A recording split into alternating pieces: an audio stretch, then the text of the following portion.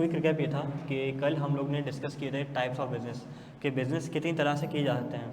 उसके अंदर हमने स्टडी किया था कि भाई एक तरीका होता है sole trading, number 2 is partnership, number 3 is company. फिर हमने बात करी कि कंपनी इंसान बनाता क्यों है, for protection of limited liability, ताकि उसको लिमिटेड लायबिलिटी की प्रोटेक्शन मिल जाए, राइट। उसके बाद हमने क्या डिस्कस किया कि कंपनी एक आर्टिफिशियल पर्सन बन जाती है और उस आर्टिफिशियल पर्सन के कुछ कैरेक्टरिस्टिक्स होते हैं, जिसके अंदर से हमने 4 कैरेक्टरिस्टिक्स डिस्कस किए थे कि कंपनी जो है वो लायबल अपना टैक्स पे करने के लिए, कंपनी बिल्कुल एक नॉर्मल इंसान की तरह ऑपरेट करेगी, कंपनी के ऊपर जो राइट्स एंड ऑब्लिगेशन है वो बिल्कुल एक आम इंसान की तरह है, जैसे कि एक नेचुरल पर्सन होता है वैसे ही आर्टिफिशियल पर्सन होता है। फिर हमने और क्या डिस्कस की थी, और क्या डिस्कस किया था कल, कंपनी फॉर्म कैसे होती है और कंपनी के शेयर होल्डर किस तरह बनाया जाता है, ये चीज़ें डिस्कस की थी। बस यही बेसिक चीज़ें डिस्कस की थी। और इसके बाद मैंने जो है वो एक होमवर्क आप लोगों को रातों ग्रुप पे दिया था, अटेम्प्ट कर लिया, कर लिया, कर लिया होमवर्क, माशाल्लाह कर लिया, ठीक हो गया। अच्छा, अब होमवर्क का मैं उन लोगों को बता दूं जो कैमरे के उस पार रिकॉर्डिंग देखेंगे, तो आप लोगों से मैं मुखातिब होकर ये कहना चाह रहा हूँ कि एक चीज़ हम लोगों ने इस बैच में स्टार्ट की है। कल स्टूडेंट्स फरमाइश ही कर रहे थे कि आप हर टॉपिक के एंड पे टेस्ट लेंगे, तो उनको ना श्योरिटी नहीं होती कि भाई टेस्ट होगा नहीं होगा, ऐसा ना हो पढ़ा के चले जाएँ, प्रैक्टिस नहीं हो, टेस्ट नहीं हो, तो जो एक फेयर है लॉ का। तो इसके लिए हमने किया क्या कि हर क्लास के एंड पे, हर लेक्चर के एंड पे मैं रात को एक होमवर्क शेयर करूँगा आपसे। वो होमवर्क उस लेक्चर से पर्टेन करता होगा जिस दिन हमने जो कॉन्सेप्ट स्टडी किया है। जैसे कल हमने बेसिक स्टडी की ना, तो उस बेसिक का मैंने एक होमवर्क बनाकर दे दिया, ठीक है। अब इस होमवर्क के अंदर तकरीबन कोई 6 MCQs थे और 2 केस स्टडीज़ थी, जो कि मैं बस अभी इस क्लास में जो है वो डिस्कस करने जा रहा हूँ, ठीक है जी। अच्छा, अगर मैं बात करूँ पहले MCQs की, which of the following statements are accurately which of the following statements accurately describe the legal recognition of a sole trading business. Number 1, it is recognized as a separate legal entity by law. Sole trading separate legal concept है, entity है? नहीं, हाँ नहीं नहीं नहीं है। क्यों? क्योंकि जो मैंने कल बात की थी, मिसाल दी थी कि आज़ान और आज़ान की दुकान दोनों एक ही हैं, लॉ उसको सेपरेट लीगल एंटिटी का तस्वुर नहीं देता।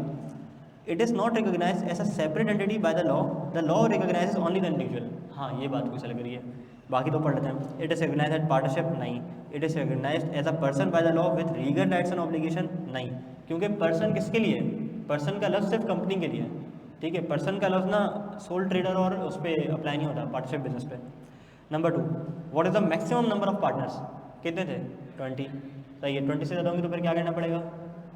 कंपनी बनानी पड़ेगी, right. Number 3, which are the following best describe the liability of share holders in a company? क्या है, क्या आंसर था इसका? हमने कल क्या पढ़ा था कि कंपनी के शेयर होल्डर की लायबिलिटी कब कहाँ तक रिस्ट्रिक्ट होती? To the extent of their investment, शाबाश। तो अनलिमिटेड लायबिलिटी तो है ही नहीं, पर्सनल लायबिलिटी भी नहीं है, limited to the investment, number C. और जॉइंट लायबिलिटी तो कोई हमने ऐसी चीज़ स्टडी करी भी नहीं। Number 4, what document outline the internal procedures of a company? हमने स्टडी किया था कि 2 डॉक्यूमेंट्स होते हैं, एक होता है मेमोरेंडम, एक होता है आर्टिकल। मेमोरेंडम फोकस करता है बाहर वालों के लिए, ठीक है, जैसे कि नेम, प्लेस ऑफ बिजनेस और जो भी चीज़ें थी। लेकिन आर्टिकल्स किसके लिए? घर वालों के लिए, अंदर वालों के लिए, तो आर्टिकल्स हैं। उसके बाद which of the following is not a characteristic of a company as an artificial person? हमने कल 4 करेक्टरिस्टिक डिस्कस की थी ना, उसी में से MCQ बना हुआ है। इंडिविजुअल लायबिलिटी फॉर डेट्स, बिल्कुल ठीक है। अच्छा, परपेचुअल सक्सेशन, बिल्कुल करेक्टरिस्टिक है, ये नॉट बोल रहे हैं। अच्छा, जहाँ नॉट लिखा हो ना वो देख लेना। फिर इंडिविजुअल लायबिलिटी फॉर डेट्स, बिल्कुल ठीक है। कॉन्ट्रेक्चुअल राइट्स एंड ऑब्लिगेशन, ये तो है ना करेक्टरिस्टिक्स, नॉट लिखा हुआ है। Liability to pay tax on it's income, वही हमने बात की, भाई company is liable to pay tax, ठीक है। Number 6, what is the implication of the doctrine of corporate personality for a company? क्या इम्प्लीकेशन होगी इस कॉन्सेप्ट की? अच्छा, लीगल पर चलो देख लेते हैं। The company can not be sued और सूड इज नेम, भाई कंपनी केस भी कर सकती है और कंपनी के खिलाफ केस भी हो सकता है, तो ये तो नहीं है। The company is not recognize as a person, नहीं, हमने बात ही यही करी कि भाई कंपनी एक आर्टिफिशियल पर्सन है। The company is considered as a legal person separate from its owner, हमने बात की ना कॉर्पोरेट पर्सनैलिटी डॉक्ट्राइन, और एक और जो उसका कॉन्सेप्ट था हमने बात की थी कि भाई दोनों एक ही चीज़ है, ठीक है। सेपरेट लीगल एंटिटी और डॉक्ट्राइन ऑफ कॉर्पोरेट पर्सनैलिटी, ये उसी की बात कर रहा है। The company debts are the personal liability of the share holders, नहीं, बिल्कुल भी नहीं। अच्छा, अब कुछ केस स्टडीज़ हैं, तो उम्मीद करता हूँ कि आप लोग ने जो है वो केसेस अटेम्प्ट कर लिए होंगे। इसको एक एक करके रीड करते हैं और उसके ऊपर फिर बात करते हैं। सवाल नंबर 1 कहता है कि mister Arsalan owns a company named Arsalan SMC Private Limited which owns land worth rupees 10 million। Arsalan एक कंपनी ओन करता है, ठीक है, जिसके नाम पे एक ज़मीन है जिसकी मिल्कियत कितनी है 10 million. Mister Arsalan enter into a contract with mister Bashir to sell this land with 15 million. Arsalan ने अपने नाम से कॉन्ट्रैक्ट कर लिया बशीर से कि ठीक है मैं तुम्हें 15 मिलियन की ज़मीन भेज दूंगा, but letter refuse to complete the transaction. Mister Bashir is now taking legal action against mister Arsalan. तो बताओ क्या बशीर का क्लेम वैलिड होगा? क्यों? कंपनी करेगी, आप बताओ। बिल्कुल ठीक है, बिल्कुल ठीक है। तो हमारा जो आंसर होगा, हम अपने आंसर को तोड़ेंगे दो हिस्सों में, नंबर 1 एनालिसिस, नंबर 2 कंक्लूजन। ये ड्राफ्टिंग का तरीका होगा। अच्छा चलो इसका आंसर भी जो है हाथ के हाथ देख लेते हैं। एनालिसिस करेंगे। Under companies act companies are separate from their owners. The agreement to sell the land was in mister Arsalan name but his company own the land not him personally. तो सबसे पहले हम ना एक एनालिसिस के 2-3 लाइनों में जुमले लिख देंगे, जो भी हमारा केस होगा कि लैंड तो अरसलान के नाम पे है ही नहीं, लैंड है अरसलान की कंपनी के नाम पे, तो टेक्निकली अरसलान एग्रीमेंट कर ही नहीं सकता, वो कॉन्ट्रैक्ट ही वैलिड नहीं है। कंक्लूजन क्या है? चूँकि मिस्टर अरसलान एक्चुअल ओनर नहीं है, he is not bound to sell it accordingly to the agreement with mister Bashir. The sale contract is not valid because it was made by someone who does not own the land. बात समझ आती है? Clear है? तो यानी कि अरसलान को अगर वो कोर्ट केस करता है तो Arsalan will not be liable. क्यों? क्योंकि उसके नाम पे ज़मीन ही नहीं है। क्लियर है? लिख लिया था, लिखा जा रहा है, समझ आ रहा है? तो बस जो ड्राफ्टिंग हम लोग कर रहे हैं उसकी थोड़ी सी बस प्रैक्टिस ये करनी होगी हमें कि हम अपने केस को प्रेजेंट करना सीखें। ऐसा नहीं कि एक पैराग्राफ में समझना सारी चीज़ें डंप कर दें जाके, अब वो पढ़ने वाले के लिए ना बड़ा लेंथी हो जाए। तो हम करेंगे क्या? हम करेंगे ये कि अपने आंसर को बायफर्केट कर देंगे। एक सेकेंड, हम अपने आंसर को बाइफर्केट कर देंगे दो चीज़ों में, एक एनालिसिस करेंगे और फिर अपना कंक्लूजन दे रहे होंगे। और कोशिश करो कि अगर एक ही आप हेडिंग नहीं बना रहे और हेडिंग के बगैर आंसर कर रहे हो तो 2-2, 3-3 लाइनों के ना पैराग्राफ बना लो ताकि वो इजी टू रीड हो और इजी टू अंडरस्टैंड हो। ठीक हो गया? अच्छा question number 2। ABC Limited, co-owned by Mr. A, B and C, operates in oil transportation.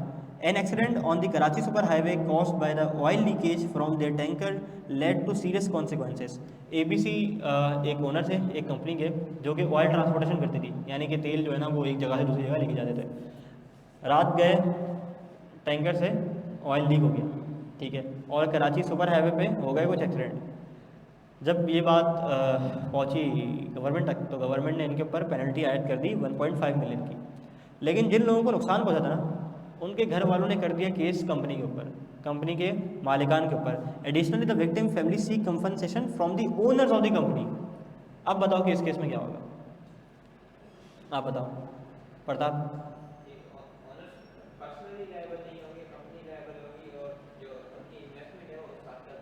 बिल्कुल ठीक है, बिल्कुल ठीक, परफेक्ट। आप बताओ।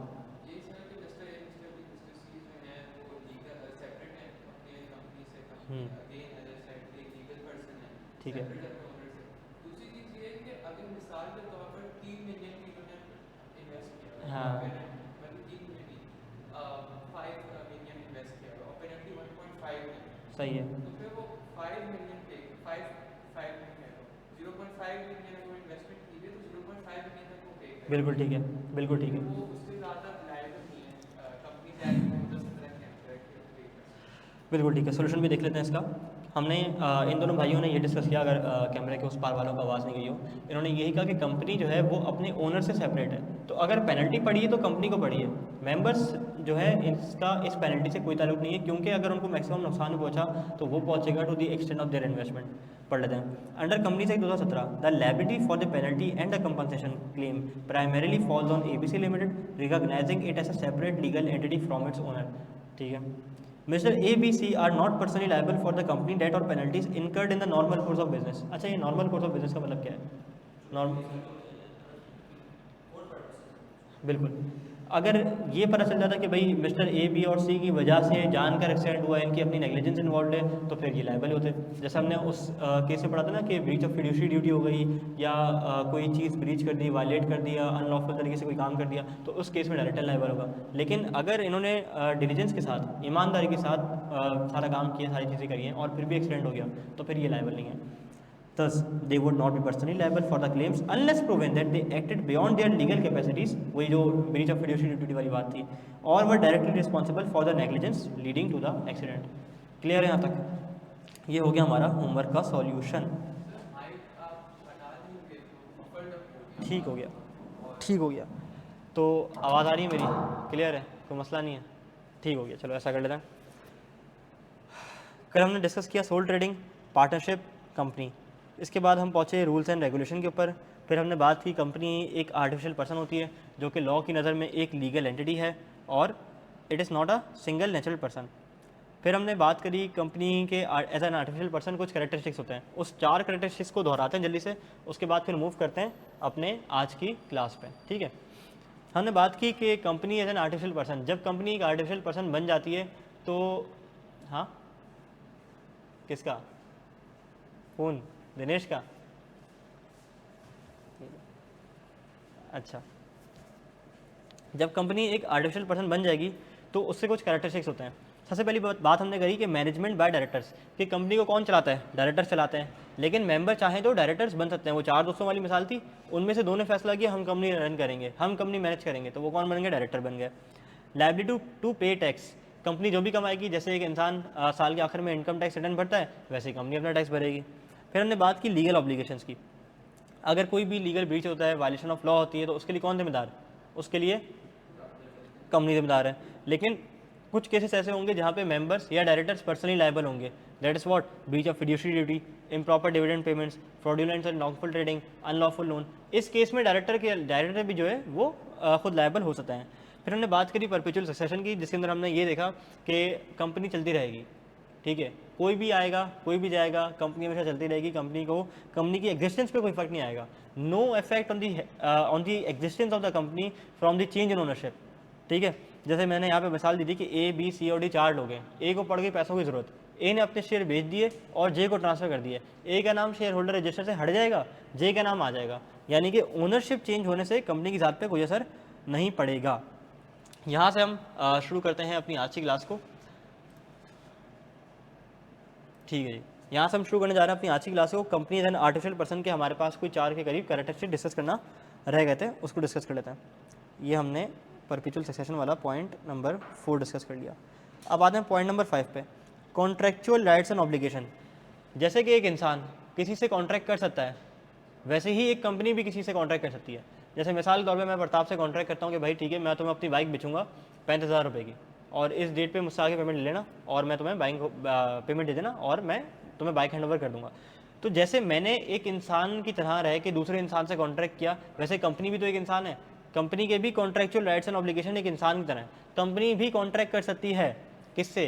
कंपनी किसी दूसरी कंपनी से भी कॉन्ट्रैक्ट कर सकती है और कंपनी एक इंसान से भी कॉन्ट्रैक्ट कर सकती है. ठीक है, तो company can enter into contract with individual और अदर कंपनीज. बिल्कुल ठीक है.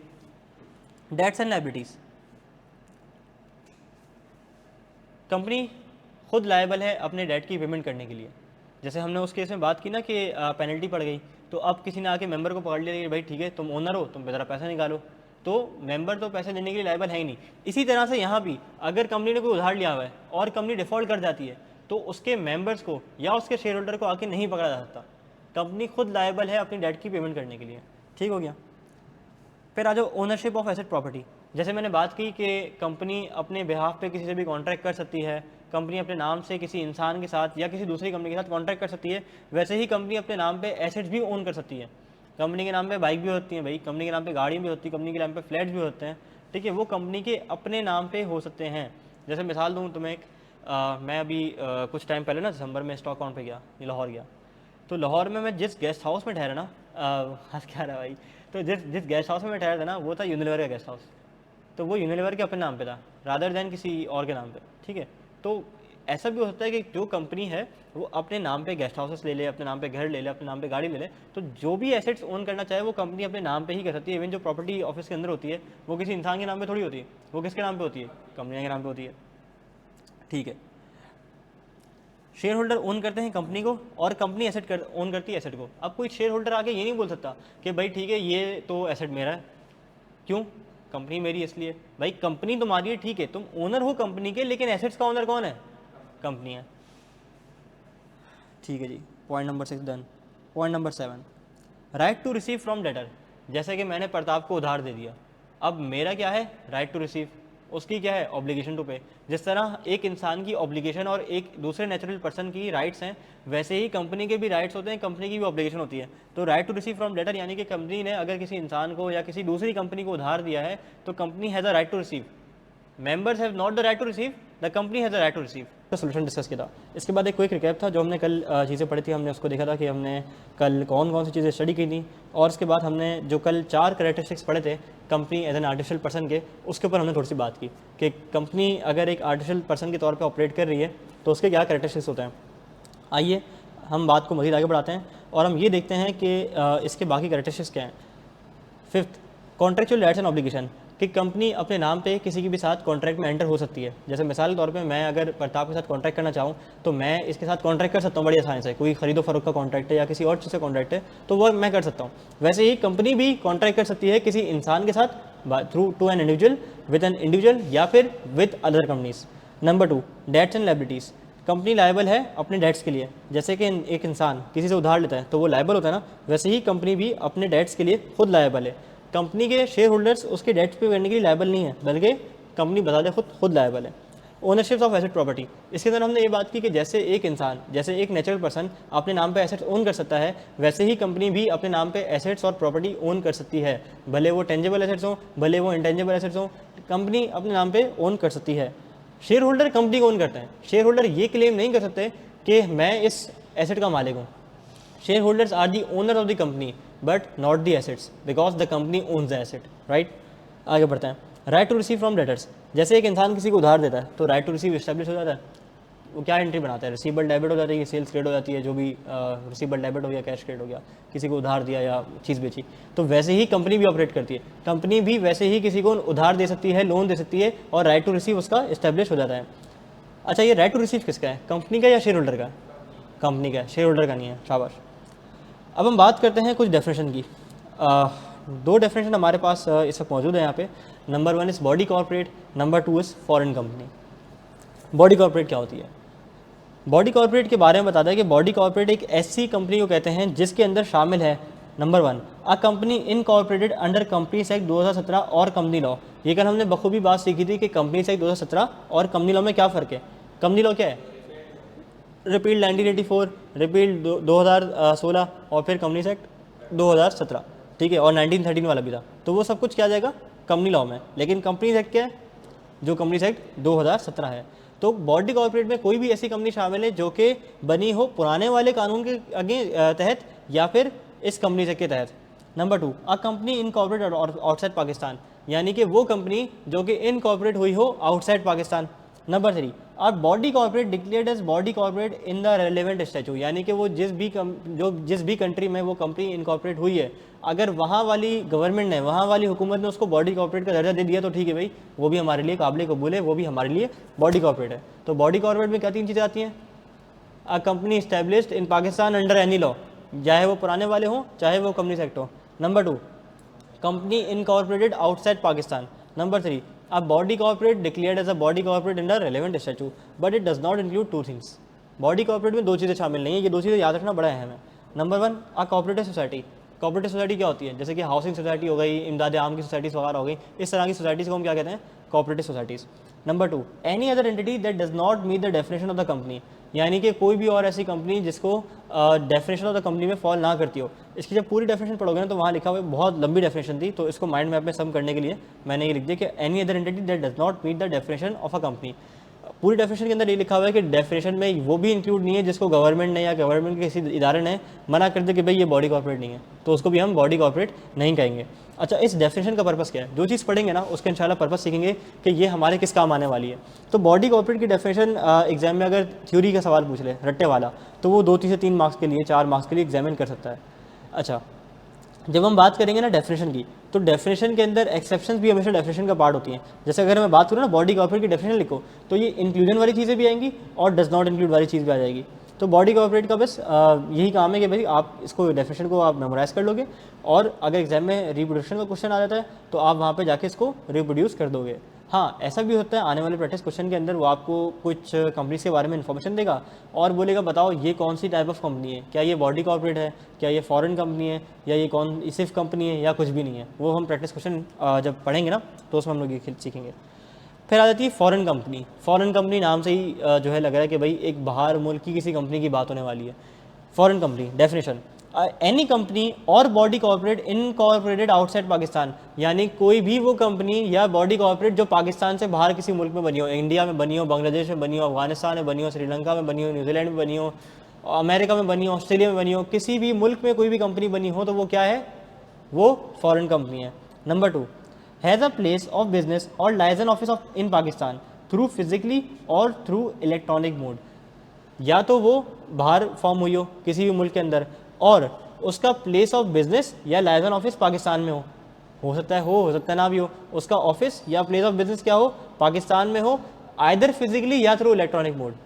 मिसाल के तौर पे गूगल जो है वो पाकिस्तान में तो नहीं है, लेकिन गूगल ने मेरे ख्याल इंडिया में खोल लिया अपना ऑफिस, और एप्पल ने भी अपना स्टोर कहाँ खोल लिया, इंडिया में खोल लिया। तो इंडिया के लिए एप्पल क्या है, एक फॉरेन कंपनी है क्योंकि वो बाहर मुल्क में बनी है, और नंबर 2 उसका प्लेस ऑफ बिजनेस और लाइसेंस ऑफिस कहाँ है, उस इंडिया के अंदर है। तो अगर मैं पाकिस्तान के अंदर मिसाल दूं तो कोई भी ऐसी बाहर मुल्क की कंपनी जिसका प्लेस ऑफ बिजनेस और लाइसेंस ऑफिस क्या हो, पाकिस्तान के अंदर हो, जैसे यूनिलीवर बनी है बिल्कुल बाहर की कंपनी है, ठीक है, लेकिन यूनिलीवर का जो पाकिस्तान की कंपनी वो अलग है। तो जो पाकिस्तान के कंपनीज एक्ट के तहत रजिस्टर है ना, वो क्या है, Unilever Pakistan limited, Unilever Pakistan food limited, तो वो फॉरेन कंपनी नहीं है। हाँ, अगर मैं बात करूँ यूनिलीवर PLC तो वो फॉरेन कंपनी कहलाएगी हमारे लिए।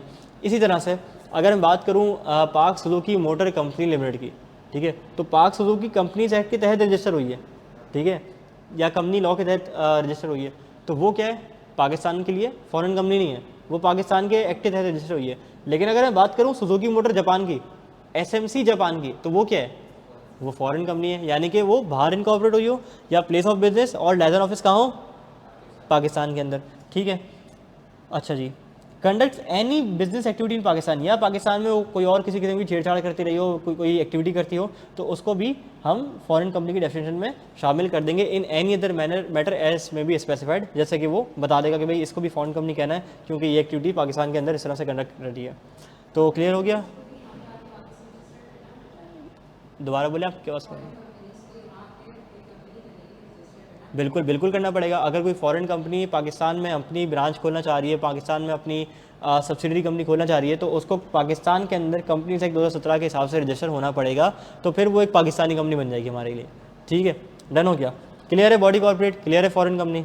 आगे बढ़ते हैं, शेयर कैपिटल। कल हमने एक छोटी सी बात की थी जब हमने 4 दोस्तों की मिसाल ली थी, वो औसाफ, रोहित और 2 दोस्त कौन थे यार, वो उनके नाम भूल जाता हूँ मैं, फ़हाद और आज़ान, रोहित, औसाफ और फ़हाद। जब मैंने इनकी मिसाल दी थी तो इस मिसाल के अंदर मैंने ये बताया था कि जो टोटल ये इन लोगों ने 1 मिलियन रुपए लाए हैं, ये क्या है, ये शेयर कैपिटल है। फिर हमने इसके 1 लाख हिस्से बना दिए थे और 10 रुपये का एक हिस्सा बना दिया था। तो इसके ऊपर बात कर लेते हैं कि मैंने ये कहा था कि जो इन लोगों ने 1 लाख रुपये 1 मिलियन रुपये लेकर आए हैं, ये क्या है, ये शेयर कैपिटल है। 10 रुपये का एक हिस्सा ये क्या है, face value of the share, par value of the share, और ये 1 लाख हिस्से क्या है, नंबर ऑफ शेयर्स। तो शेयर कैपिटल बनता किस तरह है, अगर मैं बात करूँ कि टोटल शेयर कैपिटल की क्या कंपोजिशन है, तो उसमें 2 चीज़ें शामिल होंगी। Number 1 is what, number of share multiply by amount पर शेयर, ठीक है, या पार वैल्यू पर शेयर। अच्छा, ये हो गया हमारा शेयर कैपिटल। अब हम शेयर कैपिटल को फर्दर स्टडी करने से पहले जो है ना, इसका एक छोटा सा जो है ना वो और ज़्यादा लेते हैं कि भाई शेयर कैपिटल होता क्या है। इसका एक पूरा प्रॉपर चैप्टर है, चैप्टर नंबर 5 शेयर कैपिटल के नाम से, जिसमें आप पढ़ोगे कि भाई अगर रिडक्शन इन शेयर कैपिटल करनी तो कैसे होगा, और अगर शेयर इशू करनी तो फिर वो किस तरह से होंगे। तो इसकी बाकी भी जो दीगर कंप्लाइंसेस हैं तो वो आप शेयर कैपिटल के चैप्टर नंबर 5 में स्टडी करने जा रहे होगे। अब सोच रहे हो कि यार ये बहरिया टाउन का घर क्यों दिखाया रहा है यहाँ पे शेयर कैपिटल की मिसाल देने के लिए। तो मिसाल के तौर पर अगर मैं इस ही प्रोजेक्ट की मिसाल दूँ और मैं बोलूँ कि इस प्रोजेक्ट के ऊपर, ज़मीन के ऊपर जितने घर हैं वो कितने गज़ के हैं, 120 गज़ के हैं, ठीक है। मैं एज्यूम कर रहा हूँ उनकी वैल्यू भी सेम है, ठीक है, 120 गज़ के घर हैं, एक ही पट्टी पर है, सबकी वैल्यू एक ही है, सेम है। अब जब इनकी वैल्यू सेम है तो ये जैसे मैंने बताया कि 3 बेड DD होंगे, ठीक है, तो इनकी कटिंग भी सेम होगी, डिफरेंट होगी, इनकी कटिंग भी सेम होगी, क्योंकि भाई अगर मैं इस बात करूँ भाई सारे इस तरह के रोड फेसिंग है तो हर कमरे का साइज़ भी लगभग एक होगा, हर कमरे का जो है ना ड्राइंग रूम का साइज़ भी एक होगा, हर कमरे के टेरेस का साइज़ भी जो है, हर घर के टेरेस का साइज़ भी एक होगा, तो क्या इक्वली डिवाइड होगा ये। तो शेयर कैपिटल भी हमारा ऐसे ही है। अगर मैं बात करूँ ना कि टोटल कैपिटल की, तो टोटल कैपिटल क्या है हमारा, अगर मैं बात करूँ इस पूरी सोसाइटी की, तो इसको मैं टोटल कैपिटल से रिलेट कर सकता हूँ, ठीक है। और अगर मैं बात करूँ नंबर ऑफ़ शेयर्स की, अगर मैं बात करूँ नंबर ऑफ़ शेयर्स की, तो वो क्या है, एक इंडिविजुअल घर है। तो इसी तरह से मैंने क्या बात करी कि टोटल कैपिटल क्या होगा हमारा, ये पूरी ज़मीन, और अगर मैं बात करूँ एक शेयर की, तो वो क्या हो जाएगा, घर। अच्छा, घर खरीदने जाते हो तो क्या एविडेंस होता है इसका कि तुमने घर खरीद लिया, कागजात, और क्या कहते हैं उसको हम, टाइटल डॉक्यूमेंट्स कहते हैं, डीड कहते हैं, यही कहते हैं ना कि हमने घर खरीद लिया, भाई घर हमारे नाम पे आ गया, ये हमारे पास में कागजात हो गए। अब वो फिर वो अलग कैटेगरी की सब लीज़ है, या मतलब वो कौन सी लीज़ है, क्या क्या है, ठीक है। लेकिन होता क्या है, एविडेंस क्या मिलता है, एक फ़ाइल मिल जाती है कि भाई जिसके अंदर मुझे पता चल रहा है भाई मैंने घर खरीद लिया। अगर मैं बाइक या गाड़ी की बात करूँ तो वो भी सेम है, ट्रांसफ़र सर्टिफिकेट होगा, किसी से ख़रीदा है तो अगर परचेज़ की तो उसकी इनवॉइस होगी, शोरूम की इनवॉइस होगी, उस पर क्या लिखा होगा कि मिस्टर प्रताप ने टोयोटा यारिस मॉडल 2024 निकलवाया है, जिसकी वर्थ कोई 60-70 लाख रुपए, ठीक है। और तुम्हें क्या मिल जाएगी, फ़ाइल मिल जाएगी, फ़ाइल के ऊपर एक यूनिक नंबर होगा। इसी तरह अगर मैं बात करूँ ना शेयर की, अगर तुम किसी कंपनी में शेयर खरीदने जाते हो तो इसका क्या प्रूफ है कि तुमने शेयर खरीद लिया, तो कंपनी तुम्हें देती है शेयर सर्टिफिकेट, ठीक है। ये हाउसिंग सोसाइटी की मिसाल इसलिए मैंने दी थी ताकि तुम्हें समझ आ जाए कि टोटल कैपिटल को मैंने रिलेट किया है, टोटल अमाउंट ऑफ टोटल जो हमारे घर हैं इसको मैंने रिलेट किया है किससे, शेयर कैपिटल से, और एक घर को मैंने रिलेट किया किससे, नंबर ऑफ शेयर से, और इस घर के प्रॉपर्टी के डॉक्यूमेंट को मैंने किससे रिलेट किया, शेयर सर्टिफिकेट से। तो जब तुम घर खरीद लेते हो तो क्या मिलता है, घर के कागजात। इसी तरह से जब शेयर खरीद लेते हो तो वो मिलता है शेयर सर्टिफिकेट। अब वो शेयर सर्टिफिकेट ना कुछ इस तरह का दिखता है, ये तो बहुत मरीज सा दिख रहा है, हाँ अब सही है। तो उसमें होगा ये कि शेयर का जो है ना वो एक नंबर होगा। लेट्स से अगर तुमने एक शेयर लिया ना तो शेयर नंबर 7 जो है वो तुम्हें इशू हो गया, ठीक है। अगर तुमने एक से ज़्यादा शेयर लिए तो शेयर नंबर 7 से शेयर नंबर 15 तुम्हें इशू हुए, तुम्हारा नाम आ जाएगा भाई, ठीक है, ये शेयर जो है ना वो मिस्टर प्रताप को इशू हुए हैं, और यहाँ पे जो है ना वो जिस कंपनी के शेयर इशू हैं वो आ जाएगा, और यहाँ सील साइन स्टैम्प वगैरह जो है वो सब आ जाएगी। तो शेयर सर्टिफिकेट क्या होता है, it is a proof of investment कि भाई आप इस कंपनी के शेयर होल्डर ऑफिशियली बन चुके, मुबारक हो भाई आप शेयर होल्डर बन गए, ठीक है। तो अब हम बात करते हैं शेयर की। अब हम जब इस कॉन्सेप्ट को पढ़ेंगे तो हमें ज़्यादा आसानी से और ज़्यादा अच्छे से इंशाल्लाह समझ आएगा। Share and share capital. Share capital क्या होता है, total investment in a company by its members. जो मेंबर टोटल इन्वेस्टमेंट करेंगे कंपनी के अंदर उसे हम क्या कहते हैं, share capital. Divided into share, यानी कि सब डिवाइडेड इनटू शेयर। इसका मतलब क्या कि मैंने टोटल शेयर कैपिटल को 1 लाख हिस्से कर दिया और 10 रुपये का एक हिस्सा बना दिया, तो that is what, number of shares. Share certificate it's a proof of investment, यानी कि मेरे पास क्या सबूत होगा कि भाई मैं इस कंपनी का शेयर होल्डर बन चुका हूँ, तो मेरे पास होगा शेयर सर्टिफिकेट, जिससे ये पता चल जाएगा कि भाई मैं इस कंपनी का बन गया हूँ share holder. Now who can own shares in the company, company का मालिक कौन कौन बन सकता है, कंपनी के अंदर शेयर होल्डिंग कौन कौन कर सकता है, कौन कौन रख सकता है share holding. Number 1 an individual, अगर ये अरसलान भाई चाहें कंपनी का शेयर खरीदना तो ये भी शेयर खरीद सकते हैं। नंबर 2 मल्टीपल इंडिविजुअल, 2 या 2 से ज़्यादा लोग मिलके भी शेयर खरीद सकते हैं। नंबर 3 एनदर कंपनी, जिसको हम कहते हैं कॉर्पोरेट शेयर होल्डर, यानी कि अगर यूनिलीवर है, यूनिलीवर अगर चाहे पाक सुजुकी के शेयर खरीदना तो वो अपने नाम पे उसके शेयर खरीद सकती है, ठीक है। Number 4 a mixture of individual and corporate share holder, जैसा कि अगर ABC कंपनी चाहे कि अपने किसी डायरेक्टर के साथ मिलकर एक जो है लेट से मिस्टर ए के साथ मिलके इस कंपनी में इन्वेस्टमेंट कर दे, तो ABC लिमिटेड के नाम पे भी शेयर होगा और ए के नाम पे भी होगा। इसे हम कहते हैं जॉइंट ओनर्स, जॉइंट होल्डर्स।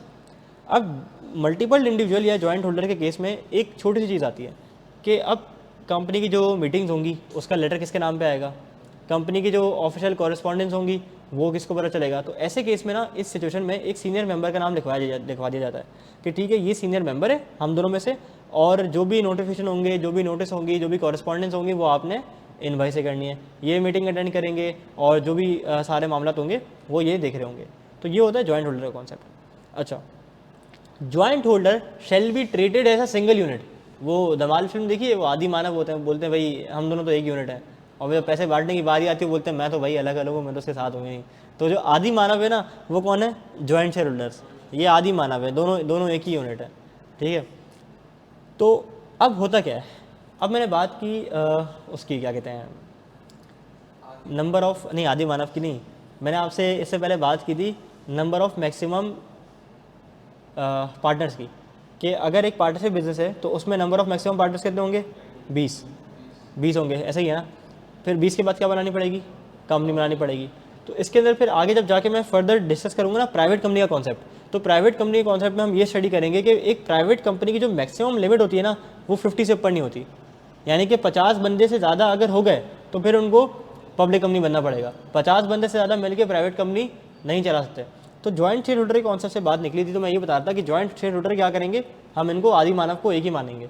अच्छा, एग्जाम में एक दिन एक दफ़ा उसने सवाल पूछा, बल्कि ये स्टडी टेक्स्ट की सवाल है आपकी, कि उसने बोला भाई एक केस बना के दिया कि इंडिविजुअल्स के पास इतने शेयर्स हैं, इतने इंडिविजुअल्स हैं जिनके पास शेयर हैं, जैसे लेट से 40 के पास हैं।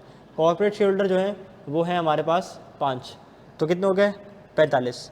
उसके बाद उसने बोला जॉइंट शेयर होल्डर्स के पास जो है ना वो 10 शेयर हैं। अब बताओ, लिमिट तो एक्सीड हो गई, क्योंकि ये बन गया 55, क्योंकि 50 से ऊपर तो आपको प्राइवेट से पब्लिक करना पड़ता है। तो इसका आंसर क्या था कि जॉइंट शेयर होल्डर तो एक ही ट्रेड होंगे, तो वो भले कितने भी हों नंबर में, लेकिन जितने जॉइंट शेयर होल्डर हैं, अगर 3 है तो वो एक काउंट होगा, 2 हैं तो वो एक काउंट होगा।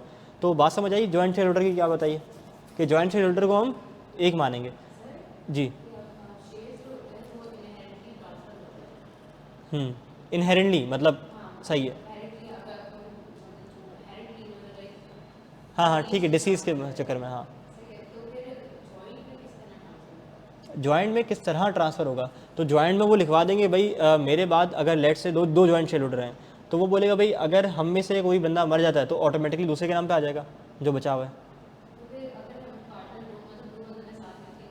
ठीक है, तो एक एक जो बचा है क्या नहीं कह सकता?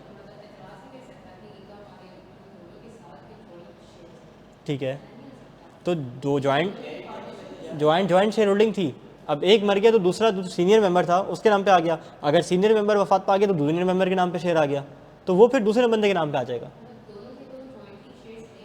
हम्म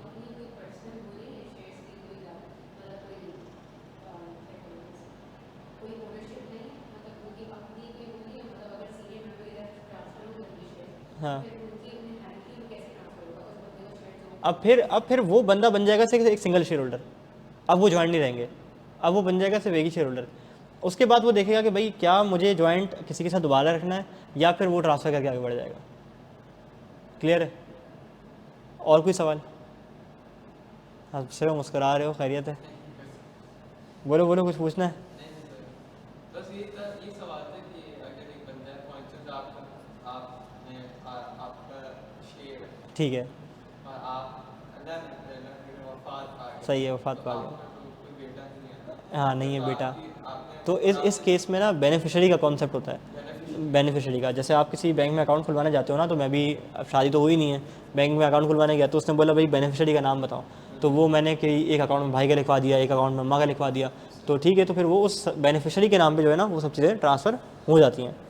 ठीक हो गया? जॉइंट नहीं, बेनिफिशियरी को जॉइंट नहीं कहते। कि अगर मैंने किसी बेनिफिशियरी का नाम लिखवाया हुआ है ना, तो फिर उसके पास चला जाएगा, तो फिर वो उसके पास चला जाएगा। हाँ, ठीक है।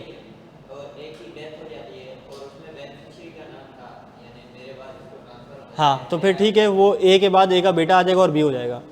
ठीक है, क्लियर है? कि आपका जो सवाल था कि अगर ए और बी हैं और ए ने अपना बेनिफिशियरी बनाया हुआ था अपने बेटे को, ए अगर मर गया तो फिर वो किसके नाम पे आ जाएगा? ए का बेटा हो जाएगा और मिस्टर बी हो जाएगा, फिर जॉइंट शेयर होल्डिंग हो गई, जॉइंट ओनरशिप हो गई, राइट। अब हम बात करते हैं types of company based on members liability.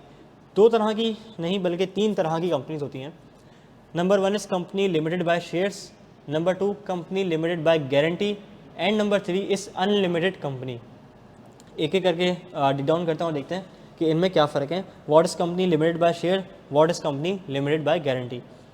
Company limited bye share के बारे में ना हम ऑलरेडी बहुत सारी चीज़ें पढ़ते हुए आ रहे हैं, हमने इसके ऊपर एक केस भी डिस्कस किया कि कंपनी लिमिटेड बाय शेयर एक ऐसी कंपनी होती है जिसकी लायबिलिटी लिमिटेड होती है to the extent of its investment, जिसकी लायबिलिटी लिमिटेड होती है to the maximum share capital. अगर मैं कंपनी के केस में बात करूँ तो कंपनी की लायबिलिटी कहाँ तक होगी?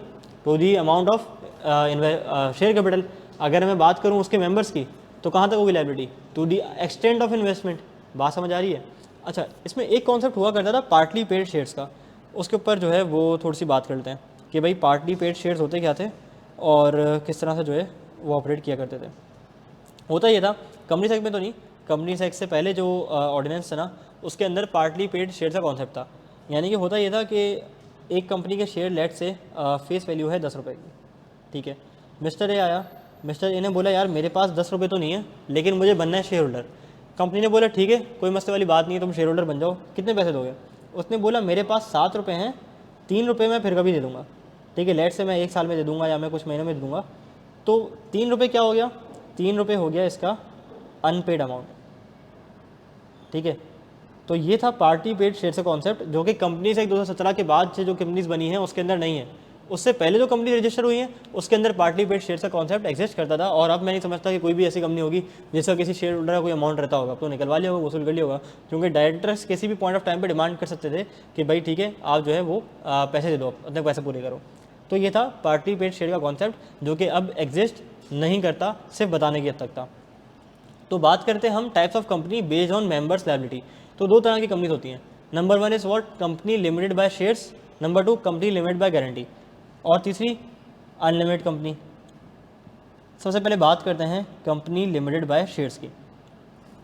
कंपनी लिमिटेड बाय शेयर्स की हम पहले ही बात कर चुके हैं कि इसके मेंबर्स की लायबिलिटी लिमिटेड होती है to the extent of their investment, और कंपनी की liability to the extent of maximum share capital available. अच्छा, restricted to the outstanding amount if any, ये क्या है? अनपेड, बिल्कुल। अभी हमने बात की ना कि हमने बात की नॉर्मली तो उनकी रिस्ट्रिक्ट होती है टू द इन्वेस्टमेंट, लेकिन हाँ अगर कोई अनपेड अमाउंट है और कंपनी वाइंड अप होने पे आ गई, कंपनी को कोई पेनल्टी लग गई, तो हाँ भाई ठीक है, जो जो तुमने पे नहीं किया अमाउंट वो निकालो, पहले वो रिकवर करेंगे, उससे पेमेंट करेंगे। बात समझ आ रही है? Number 2 is what? Company limited by guarantee. कुछ कंपनी ऐसी भी होती हैं जो कि कंपनी होती हैं लिमिटेड बाय गारंटी, यानी कि इस केस में मेंबर्स चाहें तो कैपिटल कॉन्ट्रीब्यूशन करें, चाहे तो ना करें। यानी कि a company limited by guarantee may और may not have share capital. Company limited by guarantee में शेयर कैपिटल हो भी सकता है और नहीं भी होता। पहले सादा खुशबू बात करते हैं। सादा खुशबू क्या? Company limited by guarantee having no share capital. तो इस केस में क्या होता है, जैसे मैंने मिसाल दी थी 1 मिलियन से शुरू किया था बिजनेस, तो इस केस में तो है ही नहीं, पैसे तो है ही नहीं, मतलब पैसे तो इन्वेस्ट किए नहीं, मेंबर्स ने पैसे इन्वेस्ट नहीं किए, लेकिन गारंटी दे दी। कंपनी स्टार्ट हो गई, लेकिन एक गारंटी दे दी कि ठीक है आप जाओ बैंक से लोन वोन ले लो जाके, और हम गारंटी करते हैं आप लोन से बिजनेस स्टार्ट कर लो, लेकिन हम गारंटी देते हैं कि अगर वाइंड अप हुआ तो हम इतने इतने पैसे कंट्रीब्यूट कर रहे होंगे। तो कंपनी क्या करेगी? वाइंड अप के टाइम पे या कोई भी ऐसा टाइम जब पेनल्टी पे करनी पड़ गई, कोई पैसे कम पड़ गए, तो उनसे उनके अमाउंट गारंटीड निकलवा लेगी, ठीक है। ये देखिए ये क्या हो गया? अ company limited by guarantee not having share capital. अब हम बात करते हैं company limited by guarantee having share capital की। अगर गारंटी भी है और शेयर कैपिटल भी है तो फिर मेंबर क्या देंगे वाइंड अप होने पे? दोनों, यानी कि गारंटी का अमाउंट भी देंगे, और अगर कोई अनपेड अमाउंट है शेयर्स के ऊपर तो वो भी देंगे। अगर शेयर्स फुली पेड है तो फिर क्या होगा? अगर शेयर्स फुली पेड है तो फिर क्या होगा? जितनी इन्वेस्टमेंट की होगी वो डूबेगी, और फिर जो गारंटी की है एडिशनल ओवर एंड अबव वो देना पड़ेगा। लेकिन अगर पार्टली पेड शेयर हुआ तो फिर क्या होगा? जितनी आउटस्टैंडिंग अमाउंट होगी गारंटी की वो देंगे, और फिर गारंटी की अमाउंट देंगे। आउटस्टैंडिंग गारंटी की अमाउंट नहीं, सॉरी, आउटस्टैंडिंग देंगे शेयर्स की अमाउंट, और फिर जो गारंटी की होगी वो दे रहे होंगे। बात ठीक है? अब हम पढ़ लेते हैं। Company limited by guarantee limited to the amount agreed for liquidation, it may और may not have share capital. अगर शेयर कैपिटल नहीं है तो लिमिटेड क्या है? Agreed amount in memorandum of association. ये बड़ी अच्छी बात कही आपने। यानी कि वो करते क्या है? वो बोलते हैं भाई ठीक है मैं इतने इतने पैसे कंट्रीब्यूट करूँगा, लेकिन वो पैसे लिखवाते कहाँ दस्तखत कराते हैं? मेमोरेंडम ऑफ एसोसिएशन में ये चीज़ लिख दी जाती है कि ठीक है अगर कंपनी वाइंड अप होगी तो ये बंदा इतने इतने पैसे कंट्रीब्यूट कर रहा होगा। If share capital liability limited to the guaranteed plus unpaid amount. अगर शेयर कैपिटल भी है गारंटी लिमिटेड के अंदर तो जो गारंटी की है वो तो देनी है, और फिर अनपेड अमाउंट ऑफ शेयर्स अगर कोई है तो वो भी देना पड़ेगा। क्लियर है यहाँ तक? यहाँ तक किसी का कोई सवाल, ऑनलाइन वालों का कोई सवाल तो पूछ लो। कोई क्वेश्चन नहीं है, हम आगे बढ़ सकते हैं। खिजरा हम आगे बढ़ सकते हैं, ठीक है। अब इसी कॉन्सेप्ट को समेटने के लिए ना आपके भाई ने बनाया हुआ है यहाँ पे एक छोटा सा chart, liability of company and members, यानी कि किस केस में कौन कितना लायबल होगा। अब अगर मैं ये चीज़ छुपा भी दूँ ना, छुप जा भाई, हाँ अगर मैं ये चीज़ छुपा भी दूँ तो फिर भी तुम लोग इंशाल्लाह जो है वो बता सकते हो। छुप जा यार, छुप गया। चलो सबसे पहले मुझे बताओ कंपनी लिमिटेड बाय शेयर्स किसकी कितनी लायबिलिटी होगी? ठीक है, कंपनी की शेयर कैपिटल तक, उनकी इन्वेस्टमेंट तक। जवाब बिल्कुल दुरुस्त है, थोड़ा सा। क्यों? क्योंकि अगर अनपेड अमाउंट हुआ तो वो भी तो देना पड़ेगा, ठीक है, बिल्कुल, जो 3 रुपये थे। Number 2, company limited by guarantee, ठीक है, मेंबर की, और कंपनी की कितनी? कंपनी के सारे एसेट्स चले जाएंगे, कंपनी के सारे एसेट्स चले जाएंगे और मेंबर ने जितनी गारंटी की है उतना पैसा निकालना पड़ेगा। Number 3, company limited by guarantee having share capital. अब गारंटी लिमिट में कंपनी के पास से तो एसेट भी गए, ठीक है, और पेड अप शेयर कैपिटल भी चला गया, लेकिन मेंबर के पास से क्या गया? मेंबर के पास से अगेन वही दोनों चीज़ें गई, एक तो जो अमाउंट गारंटी करी है वो गई, और अनपेड अमाउंट है किसी शेयर के ऊपर तो वो भी गई। फिर आती है अनलिमिटेड कंपनी। अनलिमिटेड कंपनी को स्टडी कर लेते हैं, इसके ऊपर मैं आऊँगा अनलिमिटेड पढ़ने के बाद। What is an unlimited company? Pakistan में टू डेट मैंने बड़ा सर्च किया कि मुझे कोई अनलिमिटेड कंपनी मिल जाए, लेकिन मिली नहीं, ठीक है। लेकिन सुनने में ऐसा आया था कि इलेक्ट्रिक को नोटिस इशू हुआ है कि अनलिमिटेड हो जाए, लेकिन वो अभी तक हुई नहीं है। That's all what I heard. लेकिन अनलिमिटेड कंपनी होती क्या है इसके बारे में पढ़ते हैं। अनलिमिटेड नाम से क्या लग रहा है? नो लिमिट, अनलिमिटेड, यानी कि इसकी लायबिलिटी लिमिटेड नहीं होगी, अनलिमिटेड होगी। दिवालिया निकल जाए, मतलब सब चला जाए, सब लुट जाए, बर्बाद हो जाए, फिर शेयर होल्डर के पास आएँ, उनके जितने पैसे हैं, जितने एसेट्स हैं वो सब निकाल लें, तो वो क्या हो जाएगा? पूरा हो जाएगा, ठीक है। अच्छा, कुछ केस में ऐसा होता भी है कि शेयर होल्डर को जब पता चलने वाला होता है ना कि भाई ये तो अनलिमिटेड कंपनी है, और मतलब एक स्टूडेंट का सवाल जनरली क्या हो सकता है कि अनलिमिटेड कंपनी है, अब शेयर होल्डर के ऊपर बारी आने वाली है, तो वो अपने सारे ओनरशिप एसेट्स वगैरह किसी और को ट्रांसफ़र कर देगा। तो उस केस में ये भी देखा जा सकता है कि पिछले 1 साल में, 1.5 साल में इसने किसको ट्रांसफ़र किया अपनी प्रॉपर्टीज़, उसको ही पकड़ो निकालो। तो अनलिमिटेड कंपनी में बचत नहीं है, इसलिए बड़ा ये रेयर है, और मतलब होती भी नहीं है कोई ऐसी कंपनी। मतलब मुझे आज तक पाकिस्तान तो नहीं देखी, पाकिस्तान से बाहर कोई अनलिमिटेड लायबिलिटी कंपनी ऑपरेट कर रही हो तो वो एक अलग बात है, ठीक है। No limit on liability of members, अरे भाई हाईलाइट नहीं, pen. No limit on the liability of members. Number 2, normal company advantage with unlimited liability. इसकी एडवांटेजेस वही हैं जो एक कंपनी को मिलेगी, यानी कि कॉर्पोरेट पर्सनैलिटी है, परपेचुअल सक्सेशन है, कॉन्ट्रैक्ट कर सकती है, लायबल टू पे टैक्स है, राइट टू रिसीव है, सारी वो चीज़ें हैं। लेकिन क्या? लेकिन इसकी लायबिलिटी अनलिमिटेड है।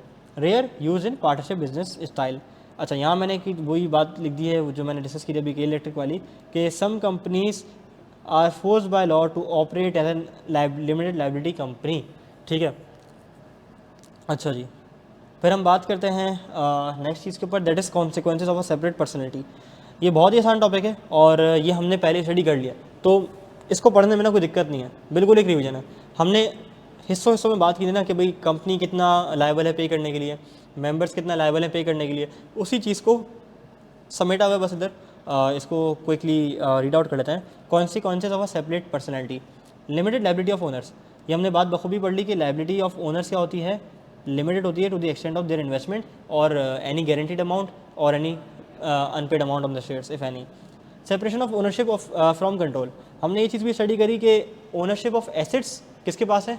कंपनी के पास है, लेकिन ओनरशिप ऑफ मैनेजमेंट किसके पास है? मैनेजमेंट कौन ओन कर रहा है? डायरेक्टर्स ओन कर रहा है, ठीक है। अच्छा जी, आगे बढ़ते हैं। Transfer of ownership and perpetual existence, यानी कि अगर कंपनी का कोई ओनर है वो वफात पा जाता है तो नाम पे नए बंदे के शेयर्स आ जाएंगे, लेकिन कंपनी हमेशा चलती रहेगी। मैंने वो क्या कल लाइन बोली थी, लोग आते जाएंगे, लोग जाते रहेंगे, कंपनी हमेशा चलती रहेगी। तो that is what perpetual succession.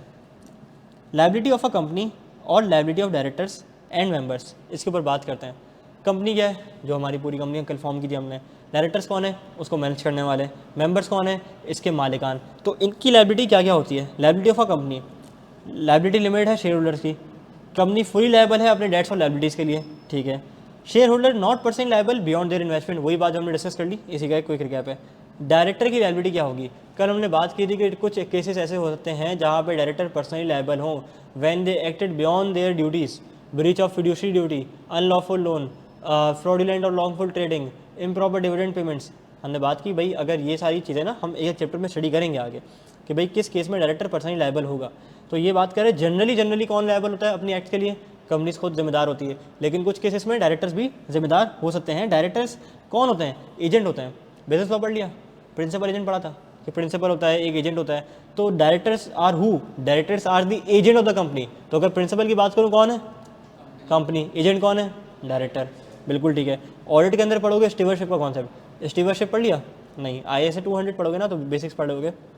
तो 315 पढ़ा ना अभी। जब 200 पढ़ोगे ना, बेसिक्स पढ़ोगे, तो उसके अंदर एक कॉन्सेप्ट आता है स्टीवर्डशिप का। स्टीवर्ड किसी ऐसे इंसान को कहते हैं जो कि किसी के बिहाफ पे उसके पैसे या प्रॉपर्टी मैनेज कर रहा हो, तो ऐसे इंसान को हम क्या कहते हैं, स्टीवर्डशिप का रिलेशन होता है वो। तो बैंक हो गया ना एक तरह से, क्या हो गया? जैसे कि कंपनी ने पैसे रखे हैं बैंक में, तो बैंक बिल्कुल बिल्कुल, वो हमारे बिहाफ हमारे फंड मैनेज कर रहे हैं, ठीक है। Not personally liable for the company debts if acting within powers and lawfully. Directors liable नहीं होंगे अगर वो within their limits, within their agreed duties perform कर रहे हैं और लॉफुली सारा काम कर रहे हैं, तो फिर डायरेक्टर्स पर्सनली लाइबल नहीं होंगे। लायबिलिटी ऑफ मेंबर्स, वही recap. For company limited by shares, limited to investment, no additional payment in case of insolvency, limited by guarantee, limited up to the amount guaranteed. और ये guaranteed amount कहाँ लिखा होता है, आप बताएं, कहाँ लिखा होता है गारंटीड अमाउंट?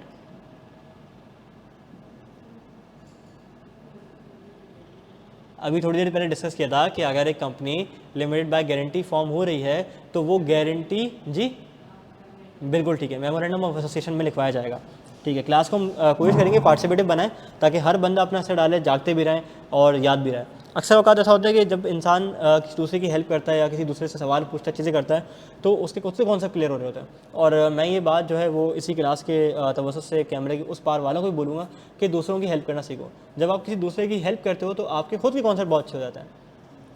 मैंने खुद भी जो है वो CA फाइनल में ये चीज़ ऑब्जर्व की है और इम्प्लीमेंट भी की है कि जब मैं खुद दूसरों की क्वेरी सॉल्व कर रहा होता था, मेरे साथ मेरा एक और भी फ्रेंड होता है, he is in Lahore, Mirza Haris, जब हम दोनों दूसरों की क्वेरी सॉल्व कर रहे होते थे ना, तो हमारे कॉन्सेप्ट्स खुद ही ज़्यादा अच्छा हो जाया करते थे, खुद ज़्यादा रिफ्रेश हो जाया करते थे। अल्हम्दुलिल्लाह उसका भी क्लियर हुआ, मेरा भी क्लियर हुआ। तो तुम लोगों को भी ये बोलूँगा कि पार्टिसिपेटिव स्टाइल रखो क्लास के अंदर, सवालात पूछा करो, आपस में डिस्कस किया करो, कोई चीज़ समझ नहीं है ग्रुप पे पूछो, एक दूसरे की मदद करो, हेल्प करो, इससे तुम लोग के खुद के कॉन्सेप्ट भी पक्के हो जाएंगे और इंशाल्लाह बहुत फ़ायदा होगा। आगे बात करते हैं। In case of partly paid shares, liability for partly paid shares, यानी कि वो लायबल होंगे up to the amount unpaid. फिर हम बात करते हैं कि liability exist only when not fully paid up, बिल्कुल ठीक है, अगर लायबिलिटी जब एग्जिस्ट करेगी जब फुली पेड अप नहीं होगा अमाउंट।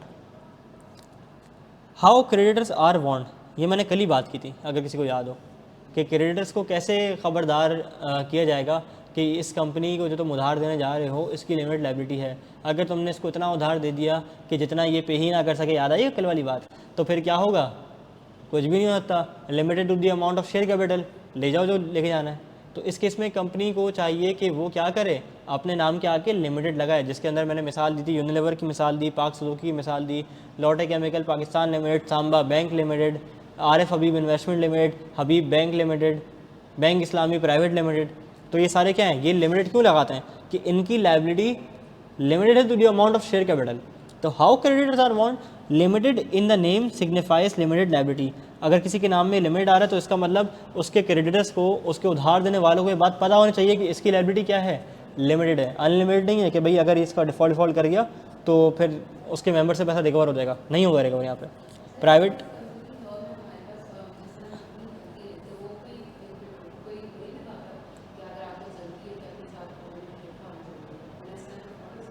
आपकी आवाज़ क्लियर नहीं है तो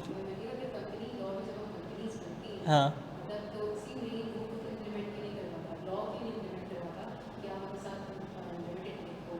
करवाता है ना, बिल्कुल करवाता है ना, कि जब कंपनी बनती है तो वो लाजमी कि वो लिमिट लिखे, लिमिट लिखे बगैर तो काम चल ही नहीं सकता।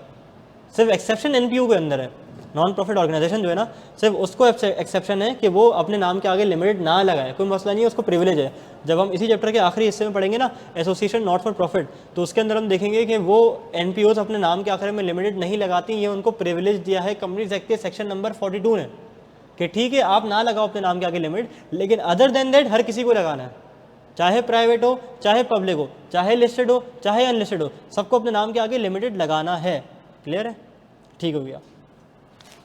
Private companies must add private limited, public companies must incorporate limited. जो पब्लिक कंपनीज हैं वो क्या करेंगी, लिमिटेड लगाएंगी, और जो प्राइवेट कंपनीज हैं वो क्या लगाएंगी, प्राइवेट लिमिटेड। जब ये घड़ी बजे ना, जब घड़ी में 2 बजे, ये मैंने एक तस्वीर सेव की हुई है, मैंने हर जगह प्रैक्टिस के टाइम पे ना घड़ी के 2 बजते हैं, तो जब भी ये घड़ी के 2 बजे ना, समझ जाना अब प्रैक्टिस का टाइम आ गया है और अब उठाना है कलम और लिखना है आंसर। ठीक है जी, टाइम ख़त्म नहीं हुआ भाई, 5:35-39 हो रहा है और हमारे पास 6 मिनट हैं, सवाल है 2 मिनट का। पहला प्रश्न आपकी स्क्रीन पे ये रहा, mister Zahid set up a limited liability company name SMC private limited worth 10,000 shares of ₹10 each required.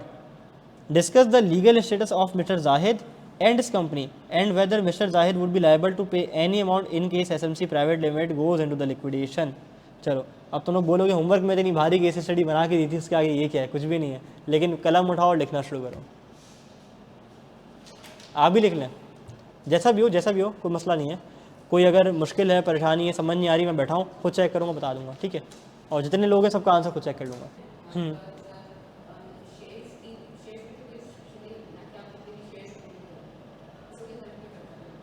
मतलब लिमिटेड लायबिलिटी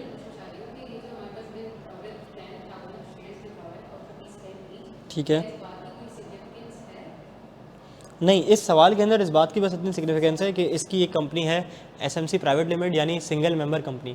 कल हमने बात की डिस्कस कि एसएमसी प्राइवेट लिमिटेड भी एक कंपनी होती है, जिसको हम आगे डिस्कस भी करेंगे, जिसको हम कहते हैं सिंगल मेंबर कंपनी। तो सिंगल मेंबर कंपनी में 10,000 शेयर्स हैं और 10 रुपये का एक शेयर है, सबका एक खुद मालिक है, ठीक है। He is the only share holder in the company. इसके अलावा इस क्वेश्चन के कॉन्टेक्स्ट के अलावा कोई सवाल पूछे तो बताओ।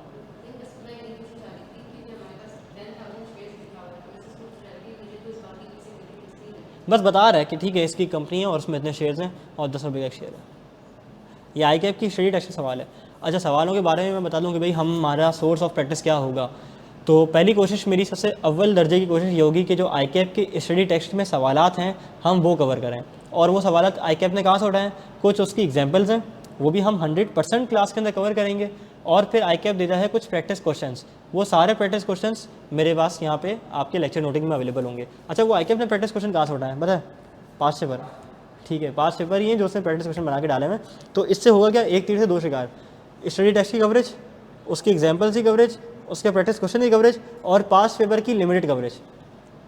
उसके बाद फिर कुछ ऐसे 5 पेपर रह जाएंगे जो डिस्कस करने चाहिए क्लास के अंदर, तो वो हम एडिशनल प्रैक्टिस के तौर पे सेशन के एंड बोल रहा हूँ, चैप्टर के एंड पे डिस्कस करेंगे एडिशनल प्रैक्टिस 5 पेपर्स की।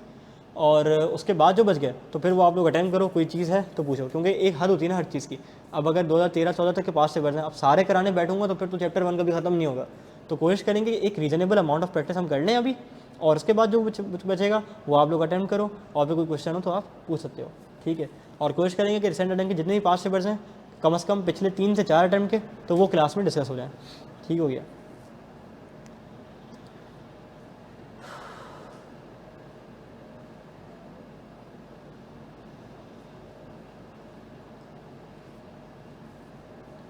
हो गया भाई, लिख लिया? दिखाओ क्या लिखा।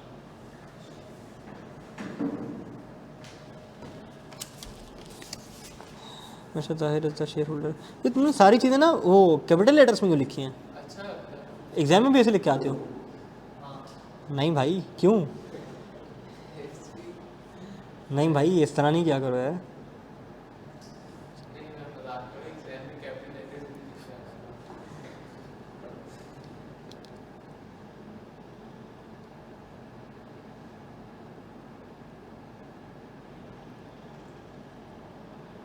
ठीक है। अच्छा, अब इसने साथ सवाल की रिक्वायरमेंट थी हमारे पास 2। नंबर 1 था discuss the legal status of mister Zahid. तो अपने जवाब को ना 2 हिस्सों में प्रेजेंट करना चाहिए था। और नंबर 2 इसने क्या पूछा है, whether mister Zahid would be liable to pay any amount. तो लीगल स्टेटस क्या है, मिस्टर जाहिद का मेंबर है, mister Zahid is a member of the company या share holder of the company, और company share holder, member, director, वो सब एक ही बंदा है, ठीक है, इधर सिंगल मेंबर कंपनी है। तो यहाँ पे ये कौन है, इसका मेंबर है, और कंपनी एक सेपरेट लीगल पर्सनैलिटी है। तो यानी कि लीगल स्टेटस मिस्टर जाहिद का यहाँ पे सिर्फ एज अ नेचुरल पर्सन है और the member of the company है, जबकि कंपनी खुद इट सेल्फ एक आर्टिफिशियल पर्सन है। तो ये तो हो गया लीगल स्टेटस की बात। फिर हम बात करेंगे whether mister Zahid would be liable to pay any amount. No, जी कौन सी? नहीं, ज़रूरी नहीं है, नहीं ज़रूरी नहीं है।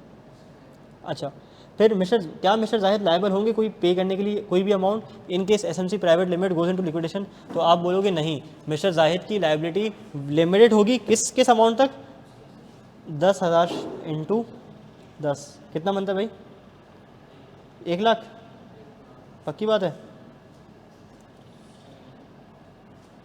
तो mister Zahid would be liable to pay a sum of ₹1 lakh only. अच्छा, लोग वैसे एसएमसी बनाते क्यों हैं? एक ही बंदा है, सोल ट्रेडिंग भी तो कर सकता है लायबिलिटी को लिमिट करने के लिए। कुछ टैक्स बेनिफिट भी मिल जाता है। मिसाल के तौर पे एक बंदा है ना, ये जैसे जाहिद है, अगर जाहिद साहब सोल ट्रेडर होते हैं, अगर जाहिद साहब सोल ट्रेडर होते हैं तो जाहिद साहब लेट से कमाते कोई 50,000 रुपये। जाहिद साहब अपने आप को सैलरी देते 30,000 रुपये की, और FBR को बोलते मुझे 30,000 रुपये डिडक्शन अलाउ करो क्योंकि मैंने अपने आप को सैलरी दी है। तो FBR बोलता क्या मजाक लगाया हुआ है, सैलरी डिडक्शन क्यों, तुम भी एक ही हो, तुम्हारी दुकान भी एक ही है। लेकिन अगर ये जाहिद SMC वाले हैं ना, SMC प्राइवेट लिमिटेड, तो जब इसकी कंपनी अपने रिटर्न फाइल करेगी ना, तो वो इस 30,000 के ऊपर ना इस जाहिद की कंपनी को दे देगी डिडक्शन, टैक्स बेनिफिट मिल जाएगा इसको, ठीक है। और फिर जो ये सैलरी रिसीव करी है इसने, ये भी टैक्स होगी। अगर कोई डिविडेंड मिले वो भी टैक्स होगा। तो बाज़ औक़ात लॉ आपको इनकरेज करता है कि आप बनाओ सिंगल मेंबर कंपनी, ताकि कम से कम आप सिंगल मेंबर कंपनी बनाने से आप टैक्स नेट में तो आ जाओगे। एक बहुत बड़ा तबका पाकिस्तान में भी इवन ऐसा है कि जो मतलब टैक्स की नेट में नहीं है। मतलब ये अगर मैं कहूँ तो गलत नहीं होगा कि पाकिस्तान की जो अनडॉक्यूमेंटेड इकनॉमी है वो ज़्यादा है डॉक्यूमेंटेड इकनॉमी से, क्योंकि लोग भाई टैक्स नेट में आ ही नहीं रहे। तो SMC बनाने का एक फ़ायदा क्या है, just for the sake of discussion, कि बंदा लीगली अगर बात करूँ तो टैक्स नेट में आ जाए, और दूसरा प्रोटेक्शन ऑफ लिमिट लायबिलिटी हो जाए। देख लिया, दिखाओ लीगल स्टेटस, माशाल्लाह भाई 2 हेडिंग बनाई है भाई ने हमारे। जाहिर है set up the limit liability company which is a single member company, Zahid hold 100% of the ownership, legal status different from its company, बेहतरीन। In case if the company goes into liquidation mister Zahid will be liable to the extent of its investment, बेहतरीन, ज़बरदस्त। Legal status ABC, अच्छा तुमने बाद में देखा होगा नहीं, अच्छा दोनों की लीगल स्टेटस जाहिर अच्छा कंपनी, अच्छा अलग अलग किया है। अच्छा ABC limited is a separate legal entity, it's an artificial person recognise वाला, बेहतरीन यार, ज़बरदस्त, गुड गुड, बहुत बहुत अच्छा आंसर लिखा है, ज़बरदस्त हो गया। तो चले जी कैमरे के उस पार वालों, आज की क्लास को हम यहीं वाइंड अप करते हैं। कल की क्लास में हम फर्दर डीप डाउन करेंगे what's a private company, what's a public company और पब्लिक सेक्टर कंपनी क्या होती है इसके बारे में बात करेंगे। फिर होल्डिंग और सब्सिडरी कंपनी स्टडी करेंगे कि भाई what is holding, what is subsidiary, और फिर बहुत सारी प्रैक्टिस हमारे पास जो है ना वो कल मौजूद है। तो don't miss the third class, इसके अंदर हमने बड़ी अच्छी सी प्रैक्टिस करनी है और बड़ी कुछ अच्छी अच्छी बातें करनी है। तो आई होप अभी तक आपका सफ़र जो है वो कैश 7 कंपनी लोगों का बड़ा अच्छा जा रहा होगा, चीज़ें समझ आ रही हैं। प्रताप चीज़ें समझ आ रही है मेरे भाई मोहसिन, और ये यार इसका नाम भूल जाता हूँ मैं यार बार बार, मुईद, हाँ ठीक है मुझे याद रहेगा, हमारा पुराने डिज़ाइनर का नाम मुईद था, ठीक है। मुईद, प्रताप, औसाफ, किधर आप चीज़ समझ आई हैं आज? अच्छा मोहसिन जी, बोलो।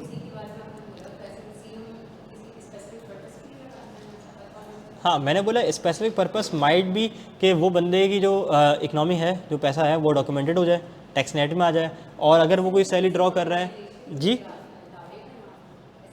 अच्छा SMC कहते हैं सिंगल मेंबर कंपनी को, ये हमारी कल की क्लास में बात भी आएगी। ऊपर तो मैंने बता दिया था, लेकिन जब हम कल की क्लास में स्टडी करेंगे ना ये वाली चीज़ें, टाइप्स ऑफ कंपनी दिखा भी देता हूँ मैं आपको ना। टाइप्स ऑफ कंपनी के अंदर जब हम लोग बात करेंगे पब्लिक कंपनी के ऊपर, बल्कि नहीं प्राइवेट कंपनी के ऊपर हम जब बात कर रहे होंगे, तो हम बात करेंगे कि private company can be SMC, can be other than SMC। SMC is what, single member company. SMC मतलब कोई वो बड़ा सा कोई मुश्किल सा नाम नहीं है, SMC क्या है, सिंगल मेंबर कंपनी है। तो इंशाल्लाह कल थर्ड क्लास में हम लोग जो है वो इसके ऊपर डिस्कशन कर रहे होंगे। सिंगल मेंबर कंपनी मतलब एक ही बंदा शेयर होल्डर, एक ही बंदा सर अब हर बंदा SMC बन जाएगा डायरेक्ट, बन जाएगा, बिल्कुल बन जाए। तो मतलब लॉ इनकरेज करेंगे भाई आओ टैक्स नेट में तो आओ कम से कम, हाँ डॉक्यूमेंटेशन तो करो अपनी इकनॉमी की। डायरेक्टर्स मेंबर एक ही होगा, हाँ अगर मैनेज करने के लिए वो रखना चाहे एम्प्लॉयज़ हो सकते हैं, डायरेक्टर्स होते हैं, कोई भी होता है, लेकिन मेंबर मालिक असल मालिक एक ही होगा। हाँ ठीक है डायरेक्टर रख ले, सैलरी दे दे, अगर इतना बड़ा बिजनेस है सिंगल मतलब सिंगल मेंबर जनरली रखेगा नहीं ना, डायरेक्टर क्यों रखेगा, एक ही बंदे की कंपनी होगी।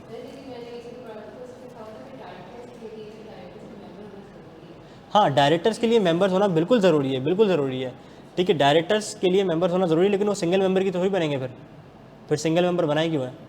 सिंगल मेंबर को तो वो एक ही बंदा मैनेज करेगा, वो खुद ही डायरेक्टर होगा अपने आप के अंदर, लेकिन डायरेक्टर के लिए मेंबर होना या शेयर होल्डर होना ज़रूरी है। पहली क्लास के अंदर मैंने बात की थी कि आर्टिकल्स की जब मैं मिसाल दे रहा था ना कि articles can be stricter than the company side but not vice versa. तो चैप्टर नंबर 4 डायरेक्टर्स के अंदर आप जाके स्टडी करोगे कि कुछ कंपनीज़ के लिए डायरेक्टर्स की लिमिट सेट की हुई है कि मिसाल के तौर पर पब्लिक कंपनी है, इसके लिए मिनिमम नंबर ऑफ डायरेक्टर्स इतने हैं, प्राइवेट के लिए इतने हैं, अदर कंपनीज़ के लिए मिनिमम नंबर ऑफ डायरेक्टर्स इतने हैं। तो डायरेक्टर्स को कुछ केस में हो जाता है कि शेयर होल्डिंग करनी पड़ जाए, तो फिर वो शेयर खरीदेंगे, मेंबर बनेंगे और उसके बाद ही डायरेक्टर बन सकते हैं। नहीं SMC में नहीं हो पाएगा, बिल्कुल नहीं हो पाएगा, क्योंकि SMC में एक ही बंदा जो है वो फिर कर रहा होगा। अच्छा डायरेक्टर के लफ्ज़ मैंने इस्तेमाल किया मैनेजमेंट के लिए कि अगर एक बंदे को आप बराए नाम जो है वो मैनेजमेंट दे दो अपनी कि भाई ठीक है तुम मस्ते मस्ते संभाल लो, तो उसको हम प्यार से क्या बोलते हैं, डायरेक्टर बोलते हैं। क्योंकि पहले क्लास में हमने डिस्कस किया वो 4 दोस्त थे, फिर 2 बंदे जो है वो डायरेक्टर की पोजीशन ले ली और सैलरी विड्रॉ कर ली। तो बात समझ आ रही है, क्लियर है यहाँ तक? आज की क्लास की चीज़ें समझ आई हैं? ठीक है जी, आज की क्लास को हम यहीं रखते हैं इंशाल्लाह।